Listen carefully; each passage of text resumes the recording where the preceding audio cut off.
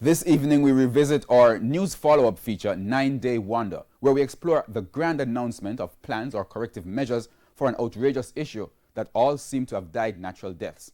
Sadly, we begin with a tragic situation that has dominated the news since the start of the year, domestic disputes ending in tragedy.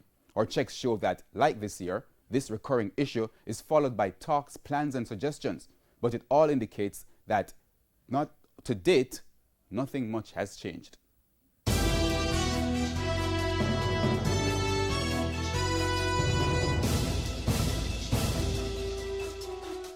The newscasts of the past decade featured several domestic murders each year. A man shot and killed his girlfriend, then himself, in St. Mary yesterday afternoon. In April 2011, again in St. Mary, a police officer killed his wife and her relatives before turning his weapon on himself.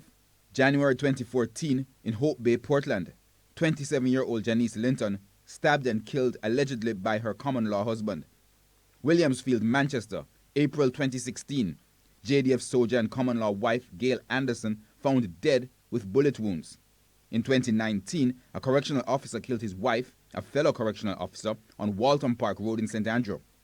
Then, there are those that have grabbed our attention since the start of 2020.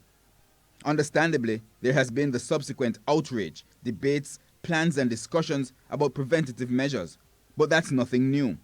In 2011, then Police Commissioner Owen Ellington, in response to the quadruple murder and suicide, outlined a plan to disarm officers who were seen as a threat to themselves and their relatives. The then chairman of the Special Constabulary Force Association lauded the plan.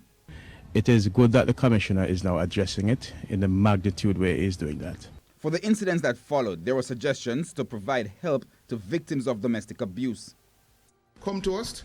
If we can't handle it by speaking to the parties, we will ensure that it goes to the court, and then the court will take action, and sometimes the people will be sent to mediation. After the Waltham Park Road killings, correctional officers admitted that the stress level on the job can have a negative psychological impact off the job. It's an issue Jamaica Federation of Corrections Chairman Arlington Turner said needs to be addressed. In the Department of Corrections today, there is only one psychiatrist who treats with over 4,000 inmates. There is none to treat with the correctional staff. And I think this is a backward step, and this is something that needs to be addressed. So we need to look at these kind of issues. So we will be making some proposal to the ministry. However, he says despite approaching the ministry, more than a year later, nothing has changed. Other suggestions and implementation plans have also faded within weeks after the incidents. Well, at least until the next murder-suicide. Since the killing in St. Catherine, St. Elizabeth and Manchester, there have been renewed calls and hope that more immediate measures will be implemented. The Domestic Violence Act was last amended in 2004. Prime Minister Andrew Holness and Gender Minister Olivia Grange have since announced that more changes are being considered. However, for the relatives of the victims, the hope is that this year's outrage and promises will not be another 9-day wonder.